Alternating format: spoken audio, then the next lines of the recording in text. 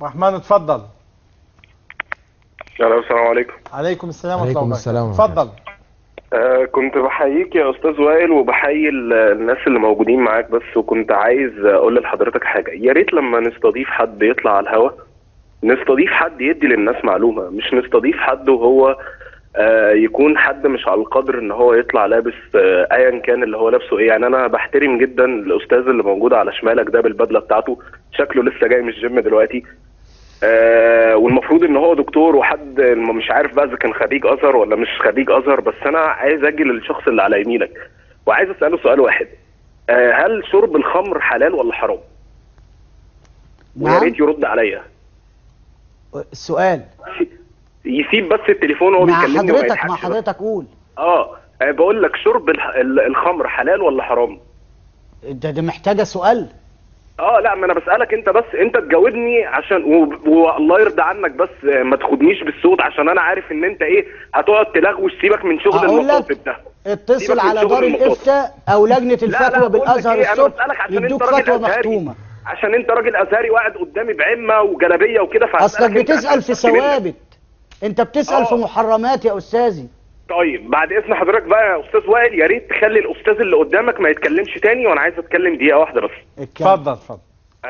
اولا يا استاذ محمد نصر، يعني يا ريت بس تقول لي انت كنت بتبقى قاعد على طول في وسط البلد على الحريه بتشرب خمره ازاي وبتشرب بيره وانت عارف ان هي حرام؟ يا راجل طب ممكن تبعت لي الفيديو؟ ده تذكار حلو جدا. الهري بتاع الفيديوهات ده سيبك من شغل الهري. طب امال ما صورتنيش ليه؟ يغلبوكوا وسط بص كل الناس اللي والله. طب بقول لك ايه، طب ما تسيبك الكلام ده شبعنا منه، الطعن في الشخصي اصله ممول اصله ده انا بشرب بيبسي كمان على فكره. يا استاذ وائل ممكن رد على فكرتي. خلينا استاذ انا عايز اتكلم. اتفضل. لما انت شيخ وازهري والمفروض ان انت عارف شرب الخمر حرام، ليه بتشرب خمره؟ ليه قاعد شفتني بشرب خمره انت في وسط البلد؟ انت شفتني انا بشرب خمره؟ انا شفتك. ده مصر كلها عارفه ان انت مصر يعني 90 مليون يعني معاك 90 مليون شاهد. الشيخ اللي ادالك بالجزمه على الهوا في برنامج كمان بتنخع. لا خلينا بس يا جماعه، ما انا انت دلوقتي قلت مصر كلها شاهده. ممكن تسيبك من رد على الفكره اللي انا بقولها. يغلبوكوا دي بلاش خدوهم بالصوت لا يغلبوكوا. انا عايز اتكلم. رد على الفكره اللي انا طرحها. يعني رد على افكاري، يعني تصرفاتي الشخصيه. يا استاذ ان جاءكم فاسق بنبأ فتبينوا. هو بينكرها يعني اصلها تصرفات شخصيه هنثبتها ازاي؟ اقول له ايه ده يا استاذ وائل؟ هو انا المفروض عشان اخد فكره من واحد خمرجي وكل يوم قاعد هنا جزاك الله خيرا على السب والشتم. بقول لك ايه، العاجز اللي ما عندوش حجه هو اللي بيشتم الناس. عايز ارد عليك بس في حاجه ثانيه. يا ريت لما لسانك يجي عليه كلمه الشيخ حازم صلاح ابو اسماعيل، الراجل ده مش متهم في قضيه ارهابيه، الراجل ده متهم في قضيه جنسيه، تمام؟ فبلاش هري بقى نقعد ارهابي. اشهدوا بيدافع عن الارهاب ابو اسماعيل اللي كان بيجند العيال من ميدان التحرير يوديهم لداعش في سوريا. سيبك من الشغل بتاع الهري ده، عليه قضيه ارهاب، عليه قضيه ارهاب في السجن بيلعب باربيكيو قاعد بيتفسح في ترى. لما اتكلم عن الاسلام المحيري حضرتك رديت غيبته، لما اتكلم عن الشيخ حازم شيخ مين يا ابني؟ شيخ مين ابن الامريكانيه الارهابي ده؟ بطنك بكره يكبر وينيك. شايف؟ جزاك الله خير. الارهابي ده بطنك بكره يكبر وينيك. شايف؟ جزاك الله خير. الارهابي ده بطنك بكره يكبر وينيك. شايف؟ جزاك الله خير. الارهابي ده بطنك بكره يكبر وينيك. شايف؟ جزاك الله خير. طب انا ليا سؤال، انت عمال تقول جزاك الله خيرا وتعلم الناس الاداب ورحت قلت ارهابي وابن امريكانيه، يعني التزم بالمبدا بقى. ده ارهابي وابن امريكانيه. يعني انت مش شايف ده تنابز بالالقاب؟ لا مش تنابز، مش تنابز. وبدعو لاعدامه، بدعو الرئيس عبد الفتاح القضاء المصري. القضاء انت هتدعو القضاء المصري بيحاكم الناس، عنده قضايا وبيشتغل. لا عايزين محاكمات عسكريه. طيب استاذ سيد سلام. استاذ سيد اتفضل. تحياتي لحضرتك وتحياتي للاستاذ عبد الله رشدي. وعايز اقول لحضرتك يا استاذ وائل ان احنا قاعدين، عارف انت لما يكون واحد جوه منه الم رهيب وتعب نفسي من امبارح، احنا بنشوف ان الشيخ مش الشيخ الاستاذ عبد محمد عبد الله ده كل لما واتمنى ان طبعا حضرتك الاستاذ محمد عبد الله بيطالب بحريه الراي وحريه الفكر. نقول كل حاجه يا استاذ سيد، ما اتفقنا لا تكفير ولا شتايم. لا لا لا لا، انا ما بشتمش، انا بس هقول له ان انت من الناس المؤيده لحريه الراي والفكر، فانا سيبني اتكلم معاك بحريه رايي وفكري. يعني انا مش هتكلم في الدين لانني لست فقيه في الدين يعني. عايز اقول لك ان كل شويه لما الاستاذ محمد عبد الله نصر ومعلش الشهير بميزو دي كل الناس عارفاها، مش خطا ولا ساب ولا بشتمه. الشهير بميزو كل الدنيا عارفه ان الشيخ ميزو قال، الشيخ ميزو طلع، الشيخ ميزو نزل. فالشيخ ميزو كل لما الاعلام ينساه شويه ويروح طالع باي قصه يشتم الدين، يشتم القران، يشتم الرسول، يغلط في الفقهاء علشان يظهر تاني على الاعلام. عايز اقول لك يا استاذ وائل ان الاستاذ محمد عبد الله نصر يعني راجل كل شويه، يعني راجل يا استاذ وائل طلع في يوم من الايام، وده من حريه الفكر برضه، قال لك انا بعشق الراقصه نعيمه عاكف وتعلم وسعيد جدا واتمنى ان المدارس تعلم الرقص. فانا ازاي انا راجل يطلع بيدعي انه امام في الاسلام وامام عايز الناس تتبعه، ويدعي الان انه هو المهدي المنتظر، اصدقه بكل الكلام ده؟ انا شايف اقسم بالله يا استاذ وائل ان اللي بيحصل من الشيخ ميزو ده قمه الضرر بمصر والضرر بالدين. الضرر بمصر ازاي؟ ان في ناس كتير النهارده بتقول ان النظام ده ضد الدين. اكبر داعم لهذه المقوله هو الشيخ ميزو اللي قاعد قدامنا على الشاشه ومبسوط. اسم الشيخ محمد، اسم الشيخ محمد، ولا تنابزوا بالالقاب. الشيخ ماشي، الشيخ محمد هو المهدي المنتظر ركن من اركان الاسلام؟ ما تكلمنيش في المهدي المنتظر، الله يخليك، انا سيبني اتكلم وانت قاعد عندك البرنامج قدامك. ما انا بسالك المهدي المنتظر ركن من اركان الاسلام؟ لو سمحت يا شيخ ميزو، انا هتكلم وانت رد عليا. يا استاذي في ايه نزلت في القران بتقول ولا تنابزوا بالالقاب، لو مسلم اكيد عارفها. ما هو انت سيبك من اللف والدوران وتاخدني يمين وتاخدني شمال عشان تتوهني. انا عيب تقول لي يمين لا ايه يا سيدي اركن بس، الله يخليك. انا دخلت على صفحتك النهارده عمال بتنشر بقى انتظروني في العاشره مساء مع الاستاذ وائل الابراشي، انتظروني النهارده وسافجر مفاجآت. المهم يا استاذ وائل، انا من حريه رايي وحريه فكري اللي اتمنى ان الاستاذ ميزو يعني يحترمها، ان في ايه نزلت بتقول ولا تنابزوا بالالقاب. انت مش مسلم وخايف على دينك وغيور على دينك يا استاذ سيد. يعني اذا كان يغضبه هذا ما يغضبنيش، ده انا بذكره بايه بس يعني، انا باخد حسنات ببلاش يعني. الاستاذ محمد عبد الله نصر من وجهه نظري انك لست بالمهدي المنتظر. مفيش مهدي منتظر اصلا، انا ولا غيري.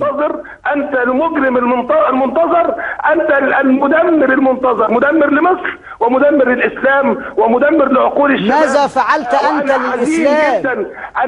الاسلام قال لك تشتغل وتعمل وتنتج، ما قالكش تستني واحد خارج من السرداب في ايران. اقسم بالله يا شيخ ميزو لولا احترامي للاستاذ وائل، انت لو مسلم يا استاذ سيد، يا استاذ سيد الايه بتقول لك ولا تنابزوا بالالقاب. خلينا بقى يعني، ما خلاص انت قلتها مره. الراجل بيقول لك قول لي شيخ محمد او قول لي استاذ محمد ولا تنابزوا زي ما انت عايز يعني. بس الاستاذ محمد محاكمات عسكريه. يا استاذ وائل احنا قلنا ما لدينا. بس انت زعلان ليه على ابو سامعين؟ ايمن من دبي قبل ما اطلع الفاصل الاخير. لا كابتن ثواني ايمن بقى، اتفضل. انا مش زعلان على اي حد. السلام عليكم. لو ارهابي يتسجن عليكم السلام. كابتن ايمن اتفضل. اصلك ليك صوره مع ابو اسماعيل. ده صحيح، ليا صوره مع ابو اسماعيل. ايه المشكله؟ على حضرتك وعلى ضيوفك الكرام. اتفضل. انا طبعا يعني الحقيقه الحلقه مستفزه جدا، وزي ما جبت نموذج مشرف لمدرس مصري جاله واحد طالب سعودي يجي له مصر. الحقيقه الحلقات دي بتفضحنا في الدول العربيه جدا جدا جدا. يعني انا لو تعرف التعليقات هنا من اخواننا الاماراتيين على الاستاذ محمد، انا الحقيقه مشفق عليه، مش مشفق على حد تاني. لا يعني الاستاذ محمد عبد الله نصر وصل الى حد الاساءه لسمعه مصر. لا انا بكلمك بمنتهى الامانه، وممكن حضرتك تعمل استطلاعات راي. يعني شوف الناس بتتكلم ازاي عننا بعد ما كنا مناره العلم في كل شيء، في الطب والهندسه والفن، ورحم الله الشيخ الشعراوي لما قال مصر اللي بيتكلموا عنها اللي علمت حتى البلد اللي نزل فيها القرآن. هنوصل لدرجة ان انا اقعد الحقيقة لو عملت احصائية الناس مستغربة جدا. انا ما اعرفش ازاي. انا اسف طبعا ان انا اقول هذا الشخص، وهذا الشخص ده مش سبة، ان احنا سايبينه بيتكلم في هذه الامور، وبعدين مره يطلع يقول لك شفت بيتكلم يعني الجيش المصري هيبات، شفت مش عارف ايه، اشهدوا يا اهل مصر. يا جماعه ايه الاسلوب ده؟ هذا الاسلوب اصبح ما فيش عيل صغير يصدقه. انا مستغرب جدا جدا ان هذا الشخص ما بيروحش يتفرج على الحلقه في بيته. انا الحقيقه انا مسجل الحلقه دي وعايز ابعتها له يتفرج عليها. انا اسف، عار علينا في مصر. وجهه نظر تحترم. هؤلاء رايك هم واحنا عندنا حريه رأي. شفت واحد تونسي او مغربي او سعودي او اردني بيطلع بهذا الجدل اللي كله اسفاف وكله انحطاط في مفاهيم الدين. فين الانحطاط اخي الكريم؟ فين الانحطاط؟ يعني انا عايزك تبقى بمنهجيه علميه. قل لي انا انحططت في انهي فكره بالظبط؟ على فكره بعد اذن حضرتك، انا لست برجل دين، انا رجل عادي. راجل عادي؟ طب امال عرفت ازاي ان اللي بطرحه فيه انحطاط؟ قول لي فكره بعينها، 1 2 3. انت تابعت الحلقه ومسجلها. انت طول الحلقه بتستخدم الغوغاء في اقناع. يعني حضرتك موافق الدكتور عبد الله ان في ايه اتشالت من المصحف؟ يا اخي ما قالش كده يا اخي. امال مين قال ايه؟ يا اخي اصبر عليا بس. مش بيقول والشيخ والشيخه اذا زنيا فرجهما البتة؟ الايه دي كانت في صحيفه تحت سرير السيده عائشه واكلتها الدجن. اصمت يا اخي، يا اخي اسكت. وبيقول ما ننسخ من آيات أو ننسيها نأتي بخير من السؤال بقى يا شيخ عبد الله. إيه الآية بقى اللي خير منها أو مثلها اللي نزلت؟ اسأل ربنا بقى. فكرة أنا عايز أقول اسأل ربنا. إزاي؟ مش أنت اللي قلت إنها ربنا اللي قال الآية ابن الحلال وأنا اللي قلتها. بيقول نأتي بخير منها. ما هو أنت ما تزحزحنيش يمين أو شمال، أنا عارف أنا بقول لك. أنا عايز إجابة أنا واقف مكاني ما هي الآية التي خير منها أو مثلها؟ شغلانتي. إزاي مش شغلانتي؟ شغلانتي إن في مش أنت اللي حذفت آية من المصحف؟ ما حذفتش. إزاي؟ ربنا اللي بيقول. ربنا اللي قال إنه شال آيات من القرآن؟ ما أعرفش. ربنا قال إنا نحن نزلنا الذكر وإنا له لحافظون. ومين قال لك انه مش محفوظ؟ محفوظ ازاي وانت بتقول ايه اتشالت منه؟ ربنا شال ايه وحط مكانها ايه تانيه وحافظ على كده. يعني ايه؟ زي الناس. شال ايات من القران؟ مالها دي صعبه؟ اتشالت من المصحف كله. والقران والوحي لسه بينزل. انا لله وانا اليه راجعون. انعي الى الامه المصريه والاسلاميه ان احد شيوخ يعني وزارة الأوقاف إمام مسجد السيدة النفيسة بيقول إن في آيات من القرآن اتشالت. أمال الملحدين يقولوا إيه؟ لا الملحدين إحنا وصلنا لزمن. أرد بقى عليك. أستغفر الله العظيم. خلصت. أنا آسف أنا أنا في مش التعبير. مصدق. خلصت الهليلة اللي عملتها دي. لا حول ولا قوة إلا بالله. لسه شوية كمان. إنا لله وإنا إليه راجعون. اللهم يا ربنا لا تؤاخذنا بما فعل السفهاء منا. اللهم من أحطم كتابك وأراد أن يسفهه ويقول أنه ناقص فعليك به يا أكرم الأكرمين. طيب خلينا يا جماعة بس عشان ناخد بس تليفونين قبل ما اطلع فاصل. طريقة غريبة جدا. ولسه أستاذ عاطف عبد ولا الغني إيه؟ مدير تحرير مجلة أكتوبر. أستاذ عاطف اتفضل. أنا تعبت والله. مساء الخير يا أستاذ وائل. مساء الخير. ومساء الخير على ضيوفك. يعني أنا شايف إن النقاش بيبعد كتير قوي عن القضية الأساسية اللي حضرتك كنت بتثيرها أو بيثيرها البرنامج. أنا ما حضرتش من بدايته يعني، لكن الجزء اللي أنا شفته من البرنامج شايف ان في تفرعات كتيره قوي عن القضيه الاساسيه، وهي قضيه قصه المهدي المنتظر او اللي هو انا المهدي المنتظر. أو انا كان ليا الحظ او ليا الشرف ان انا في مجله اكتوبر اللي انا بشتغل فيها مدير تحريرها، انا كنت عملت 3-4 حلقات الفتره اللي فاتت عن الشيعه وعن محاولاتهم او توظيفهم السياسي لمساله المهدي المنتظر. وهي خليني اقول بقى اخش على طول في القضيه عشان انا مش عايز اتكلم عن نفسي، لكن عايز اتكلم عن القضيه. القضيه ليها منظورين. القضيه او ينبغي ان تناقش من خلال منظورين، منظور ديني ومنظور سياسي. خليني اقول بسرعه جدا برضه عشان ما اطولش على حضرتك. المنظور الديني بالفعل هناك 2 مهدي او مهديين منتظرين. يعني في بالتبسيط عشان الساده المشاهدين، اهل السنه ليهم المهدي بتاعهم وما هوش اسمه المهدي المنتظر، اسمه المهدي. واهل الشيعه او طائفه الشيعه ليهم المهدي بتاعهم اللي هو المهدي اللي دخل السرداب، وعندهم حتى تشويش في هذه الفكره. هل هو المهدي اللي دخل السرداب هو عنده 4 سنوات كانوا بيهربوه عشان الاضطهاد اللي كان بيقع عليهم، فدخل استخبى في مغاره في سامراء، وبعدين قالوا بعد كده ان هو خرج وتزوج سرا، وان بس اتباعه المقربين منه هم اللي شافوه انه انجب ابن. فهم يعني في تشويش في الفكره، ما تعرفش هل هم منتظرين هذا المهدي محمد بن ما اعرفش العسكري ولا ابنه.